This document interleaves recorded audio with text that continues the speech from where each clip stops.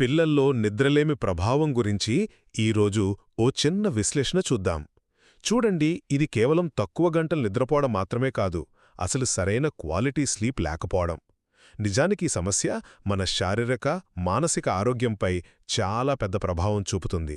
మొదటిది, అసలు పిల్లల ఎదుగుదలకు నిద్ర ఎందుకంత కీలకం? ఎందుకంటే వాళ్ళ శారీరక ఎదుగుదలకు చాలా అవసరమైన గ్రోత్ హార్మోన్ అది నిద్రలోనే విడుదలవుతుంది. అంతేకాదు, ఇది వాళ్ళలో రోగనిరోధక శక్తిని పెంచుతుంది, మెదడు అభివృద్ధికి కూడా హెల్ప్ చేస్తుంది. సాధారణంగా 6 నుండి 13 సంవత్సరాల పిల్లలకు రోజుకు 9 నుండి 12 గంటల నిద్ర అవసరం.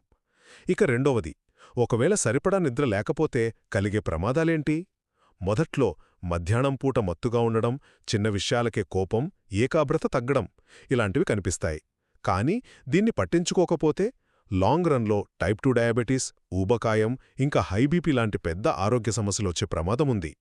ఇక చివరిగా, దీనికసలు కారణమేంటి? చాలా వరకు మన జీవనశైలే.